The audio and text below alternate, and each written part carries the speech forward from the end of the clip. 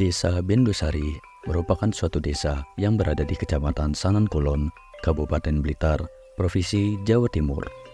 Topografi Desa Bendosari berupa dataran sedang dengan ketinggian 147 meter di atas permukaan air laut.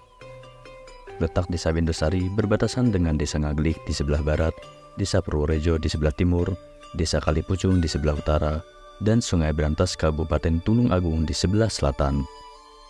Sejarah Desa Bendosari diawali dengan salah satu pengembara Muslim yang bernama Imam Masari yang berasal dari Ponorogo, Jawa Timur, berjalan ke arah timur dari daerah asalnya untuk menyiarkan agama Islam di suatu daerah hutan belantara yang diduduki oleh masyarakat kecil.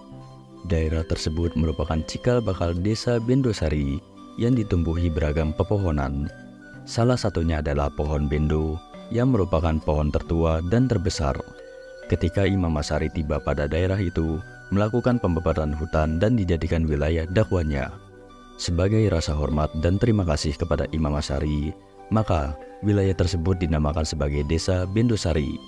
Desa Bendosari itu dulunya yang dapat alas Pak Imam Sari, dan ada pohonnya yang paling besar itu bendo. Kata-kata itu diambil bendo dan sarinya Bendosari. Struktur pemerintahan Desa Bendosari dalam penyusunan organisasi dan tata kerja pemerintahan desa berpedoman pada Peraturan Daerah Kabupaten Blitar Nomor 122 Tahun 2022 tentang susunan organisasi dan tata kerja pemerintahan desa. Penataan lembaga kemasyarakatan berpedoman pada Peraturan Daerah Kabupaten Blitar Nomor 3 Tahun 2021 tentang lembaga kemasyarakatan desa atau kelurahan. Pemerintahan Desa Bendosari terdiri dari dua dusun, yaitu Dusun Bendosari dan Dusun Balong. Dusun Bendosari membawahi 3 RW terdiri dari 10 RT, sedangkan Dusun Balong membawahi 1 RW terdiri dari 4 RT. Lembaga-lembaga Desa Bendosari yaitu BPD, LPMD, Karang Taruna, PKK, dan KPMD. BPD berfungsi sebagai lembaga yang mengawasi dan mengevaluasi kinerja pemerintahan desa, serta menampung dan menyalurkan aspirasi masyarakat desa. LPMD bertugas membantu pemerintahan desa dalam merencanakan, melaksanakan, dan mengevaluasi program-program pemberdayaan masyarakat, serta meningkatkan partisipasi aktif warga dalam pembangunan desa. Karang Taruna memiliki tujuan untuk memberdayakan pemuda desa melalui berbagai kegiatan positif, mengembangkan bakat dan minat, serta meningkatkan partisipasi aktif dalam pembangunan desa. PKK berfungsi untuk menggerakkan dan mengarahkan partisipasi aktif masyarakat, terutama kaum perempuan, dalam berbagai kegiatan yang bermanfaat bagi keluarga dan masyarakat.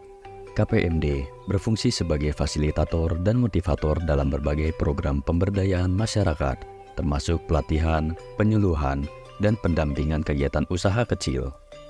Pada potensi desa, Desa Bendosari memiliki luas wilayah sebesar 170,2 hektar.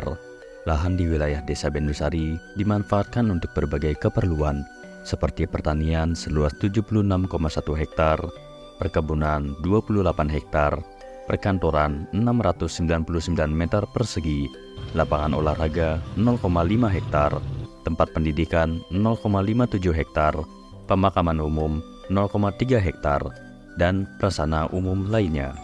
Potensi alam yang mendominasi Desa Bendosari yaitu sektor pertanian. Pertanian Desa Bendosari sangat menjanjikan dengan lahan yang subur, cocok untuk budidaya padi, jagung, kacang kedelai, kacang tanah, dan tanaman lainnya yang dapat meningkatkan produksi pangan dan ekonomi desa. Desa Bendosari juga memiliki potensi besar dalam bidang perkebunan, terutama untuk tanaman kopi, kakao, kelapa, dan berbagai buah-buahan tropis lainnya. Potensi lain yang dimiliki Desa Bendosari adalah dalam bidang peternakan, termasuk ternak sapi, kambing, ayam, dan unggas lainnya yang dapat menjadi sumber pendapatan tambahan bagi masyarakat desa. Kalau pertanian, kalau padi, kalau di sini belum ada lumbung, belum ada. Jadi ya tetap, kalau memang petani itu pengen menyimpan ya menyimpan di rumahnya sendiri-sendiri, punya gudangnya sendiri-sendiri itu kalau memang pengen menyimpan untuk menampung lah biasanya seperti itu. Tapi kalau kebanyakan kalau petani yang masih tradisional kan sebagian mesti dijual, tapi kadang-kadang kebanyakan kalau panennya itu padi biasanya nggak dijual Pak. Sebagian kalau nggak, sebagian apa itu mesti rata-rata dipakai untuk pakai sendiri untuk makan, jatah makan 1 tahun ya, seperti itu. Tapi kalau panen yang lainnya seperti panen jagung atau palawija yang lain ini biasanya langsung dijual. Tapi kalau jagung ini sementara kan di sini juga ada peternak ayam, jadi ada kebetulan di beberapa warga ini ada yang mau membeli hasil pertanian jagung, itu ada yang beli, jadi dijual di situ kemudian digiling dihasilkan ayam. Peternak yang di sini juga kadang-kadang masih kurang. Potensi yang dimiliki oleh Desa Bendosari terdapat pada sektor perikanan, meliputi budidaya lele, gurami, dan ikan hias koi.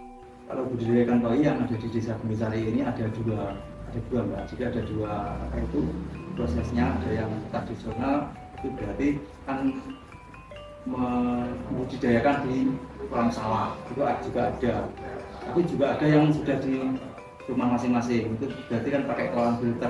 Jadi pembesarannya kalau dilihat dari segi apa itu hasilnya memang cepat yang di kolam filter, tapi cuma kendalanya kalau kolam filter itu memang biayanya agak mahal. Jadi kalau kolam yang di sawah kan biaya operasionalnya kan lebih sedikit gitu.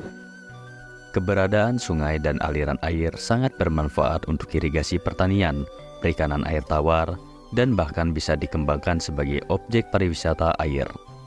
Keindahan alam di desa ini juga menawarkan potensi besar untuk dikembangkan sebagai destinasi wisata alam atau ekowisata yang dapat menarik wisatawan untuk menikmati keindahan dan ketenangan desa. Desa Bendosari memiliki peluang dalam pengolahan hasil pertanian dan perkebunan menjadi produk bernilai tambah seperti makanan olahan dan kerajinan tangan. Selain itu, terdapat banyak sisa kotoran ternak sapi dan kambing yang dapat dikembangkan untuk usaha pembuatan pupuk organik. Untuk mengoptimalkan pengembangan potensi-potensi tersebut, diperlukan perencanaan yang matang, partisipasi aktif dari masyarakat setempat, serta dukungan dari pemerintah dan pihak terkait. Potensi sumber daya manusia Desa Bendosari masih perlu dieksplorasi. Mayoritas penduduk Desa Bendosari terampil di bidang pertanian, perkebunan, industri rumah tangga, perbengkelan, dan teknologi informasi. Karena potensi ini belum dimanfaatkan sepenuhnya hingga saat ini, potensi ini masih perlu digali dan dimaksimalkan. Desa Bendosari memiliki tenaga kerja terampil di bidang kerajinan, industri rumah tangga, pertanian, dan peternakan. Meskipun populasinya tidak padat dan berkembang cepat, selain itu, ada juga bisnis dan jasa yang memproduksi mebel, perbengkelan, dan anti pembangunan. Sosial budaya di Desa Bendosari cukup berjalan secara dinamis. Keragaman budaya masyarakat khususnya di dusun-dusun yang terdapat di desa menjadi aset potensial dalam pembangunan. Pengajian yang dilaksanakan secara rutin di masjid dan musola desa menjadi bukti keanekaragaman budaya. Kegiatan lainnya juga dilaksanakan secara rutin seperti senam pagi di balai desa setiap hari Minggu, jalan santai untuk memperingati Tahun Baru Islam, dan pelaksanaan ronda yang aktif khususnya di Dusun Bendosari. Posyandu juga dilaksanakan rutin sebulan sekali. Selain itu, juga terdapat kegiatan posyandu ibu dan balita, serta posyandu lansia. Kalau harapan saya pribadi dan juga mewakili dari pemerintah desa ini, karena lahan pertanian di Bendosari ini juga masih banyak, cukup luas.